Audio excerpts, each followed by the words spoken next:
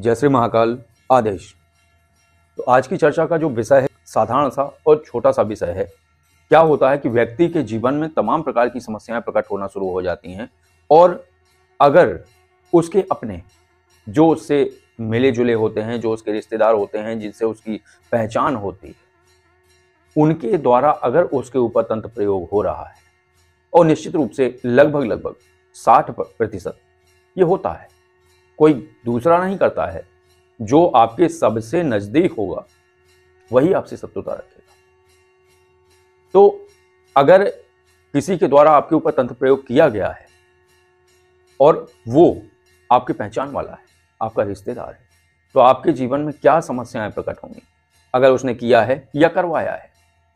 दूसरी बात, चर्चा करते हैं इत्र योनि की शक्तियों की और दैवीय शक्तियों की कि क्या अंतर होता है। दोनों की व्याख्याओं को आपको भली भांति समझना होगा और नकारात्मक ऊर्जा क्या है और सकारात्मक ऊर्जा क्या है, सभी चीजों पर आज चर्चा होगी और उनके द्वारा घटित होने वाली प्रक्रियाओं पर चर्चा होगी कि आप कैसे समझेंगे उन चीजों को। तो पहले चर्चा करते हैं तंत्र प्रयोग पर, जो कि आपके पहचान वाले के द्वारा किया गया है या कराया गया है। तो क्या क्या जीवन में समस्याएं प्रकट होना शुरू होती हैं। अब तंत्र प्रयोग से ऐसा नहीं है कि किसी को कोई मार ही डाले, क्योंकि अगर उसके पास प्रक्रियाएं हैं, अगर उसके पास जानकारी है, अगर वो इन सारी चीजों को जानता है, समझता है, तब तो वो मारण जैसी प्रक्रिया करेगा। और नहीं जानता है तो किसी भी नकारात्मक ऊर्जा को, इत्र योनि की शक्ति को आपके ऊपर लगा सकता है। तो प्रतिफल क्या घटित होगा, आपके ऊपर कैसे असर दिखेंगे। तो सबसे पहले पीड़ित की आंखें निस्तेज हो जाती हैं। जैसे आंखों में एक चमक होती है और आंखें सूखी हुई नहीं होती हैं। तो जब आंखें सूखना शुरू हो जाए और आंखों में निस्तेज वाले भाव आना शुरू हो जाए, चारों तरफ गड्ढे या काले धब्बे नजर आना शुरू हो जाए, तो ये समझ सकते हैं आप, या तो ये शारीरिक समस्या है। लेकिन शारीरिक समस्या कैसे आती है? शारीरिक समस्या या तो खान पान की वजह से आएगी, लेकिन अगर उसका रहन सहन, उसका खान पान, उसकी सारी चीजें सही हैं, फिर भी आंखें निस्तेज हो रही हैं, वो आंखों के आसपास काले धब्बे नजर आ रहे हैं, तो आप समझ सकते हैं कि इस पर नकारात्मक ऊर्जा का प्रयोग हुआ है। कौन सी नकारात्मक ऊर्जा? जो कि इत्र योनि की शक्ति है, ऐसी शक्तियों का प्रयोग हुआ है। दूसरा कारण है, अगर व्यक्ति की आंखें निस्तेज हो जाती हैं, आंखों के आगे काले धब्बे नजर आने लगते हैं और उसका गला सूखना शुरू हो जाता है, उसको प्यास की अनुभूति ज्यादा होती है। अगर प्यास की अनुभूति उसे ज्यादा हो रही है, बार बार प्यास लग रही है, बार बार गला सूख रहा है, जो कि देखो दो कारण होते हैं, आपको समझने पड़ेंगे। दो कारण कैसे होते हैं? एक तो शारीरिक दिक्कत। अब गर्मियों में तो सबका गला सूखता है, लेकिन अगर सर्दियों में ऐसी स्थिति बन रही है, आंखें निस्तेज हो रही हैं और आंखों के आगे काले धब्बे नजर आ रहे हैं और दूसरी बात उसका गला सूख रहा है, तो यह भी आप समझ सकते हैं कि यह भी किसी इत्र योनि की शक्ति को अनुबंधित करके आपके ऊपर प्रहार किया गया है। तीसरा, अगर ये दोनों मिलने लगे कारण, इस तरीके की स्थितियां अगर आप समझ पा रहे हैं, तो तीसरा कारण और आप समझ लीजिए कि जिस व्यक्ति के ऊपर ये प्रयोग हुआ है, जिसकी ये दोनों स्थितियां बनी हैं, फिर वही व्यक्ति घर में क्लेश का कारण बनेगा। वो क्लेश करेगा, वो रुष्ट होगा और वो आलसी हो जाएगा, किसी काम को नहीं करेगा और अनिर्णय की स्थिति उसमें पैदा हो जाएगी। किसी भी परिस्थिति में कोई भी स्थितियां बनी रहें, लेकिन वो अनिर्णय की स्थिति में रहता है, वो निर्णय नहीं कर पाता है। जब वो अपने दिमाग पर जोर डालेगा, सोचेगा, लेकिन फिर भी वो सही तरीके से निर्णय नहीं ले पाता है, उसकी निर्णय की क्षमता चली जाती है। तो ये सारी चीजें अगर प्रकट हो रही हैं, ये शुरुआती लक्षण है। इसके बाद और भी लक्षण प्रकट होते हैं जो कि भयावह हैं। अगर ऐसे लक्षण आपको शुरुआती चरण में नजर आ जाते हैं, तो इसके लिए एक बड़ा सीधा सा सरल सा उपाय है, उसको आप करिए। और आपके रिश्तेदारों द्वारा किया गया हो या कराया गया हो या आपके मित्र द्वारा हो, जो आपसे जलता है, ईर्ष्या रखता है, ऐसे तंत्र प्रयोगों को हटाने की बड़ी छोटी सी और सरल सी विधि है। हटा तो आप नहीं पाएंगे स्थायी तौर पर, लेकिन उसका असर आप कम से कम 70% तक कम कर सकते हैं और फिर कोई दिक्कत नहीं होगी। 30% तो हर व्यक्ति के जीवन में कुछ ना कुछ थोड़ा बहुत बना रहता है, तो इसमें घबराने की जरूरत नहीं है। आपको करना क्या है, माता भगवती की अष्टभुजी स्वरूप की मूर्ति विराजित करिए पटरी पर, उस पर लाल कपड़ा डालिए और लाल कपड़ा डालने के बाद वो उनको विराजित करिए और विधिवत पूजन करिए। और विधिवत का अर्थ है पहले उनको स्नान कराइए, फिर रोली, कुमकुम, चावल, हल्दी से उनका जो है तिलक करिए, उनको प्रसाद अर्पित करिए और फिर प्राण मंत्र का आपको 108 माला जाप करना है। ये थोड़ा जटिल है, करना ही पड़ेगा, क्योंकि हर व्यक्ति को सही मार्गदर्शक गुरु नहीं मिल पाता है और हर व्यक्ति को सही तांत्रिक नहीं मिल पाता है जो ऐसी समस्याओं से उसे निकाल दे। तो आपको 108 माला नवाण मंत्र का जाप करना है। जो नए साधक हैं, जो नवाण मंत्र नहीं जानते हैं, तो मैं उच्चारण करके बता देता हूँ, उसको सुन लीजिए आप। करना कैसे, पहले एक माला गणपति, ओम गम गणपतये नमः। दूसरी माला गुरु मंत्र या ओम नमः शिवाय। तीसरी माला ओम बम बटुक भैरवाय नमः। ये विघ्न नहीं आने देते हैं बटुक महाराज, आपकी साधना को सही तरीके से और निर्विघ्न रूप से संपन्न करा देते हैं और कृपा करे रहते हैं। कोई भी नकारात्मक ऊर्जा आपके उस जाप को खा ना जाए या उस पर अवरोध ना बन जाए। तो बटुक भैरव महाराज की एक माला करने के बाद आपको नवाण मंत्र की 108 माला करनी है। अगर आप एक दिन में नहीं कर पा रहे हैं तो 3 दिन में निश्चित रूप से कर लीजिए, इससे ज़्यादा मत कीजिए।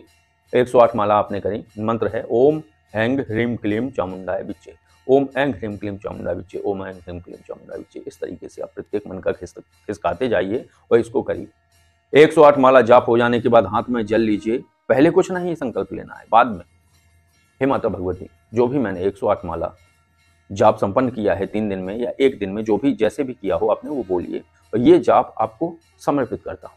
ऐसे करके उनके चरणों में जल छोड़ दीजिए, लेकिन ये ध्यान रखिए कि उनके चरणों में वो जल पटरे पर ना चला जाए। कोई प्लेट रख लीजिए या उनको किसी प्लेट में विराजित कर लीजिए पटरे के ऊपर, जब जाप संकल्पित करना है। और ये संकल्पित कर दीजिए। फिर एक नींबू लीजिए और बोलते रहिए, उसमें एक तिलक लगाना होता है ऐसे।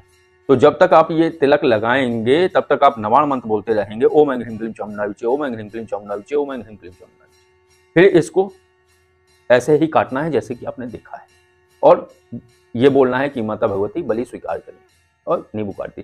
फिर इस नींबू को ऐसे दोनों हाथों से पकड़ के ऐसे 2-2 4-4 बूंद गिर जाए, ऐसा नहीं पूरा निचोड़ना है, ऐसे उनके चरणों में, उनके पैरों पे गिरना चाहिए।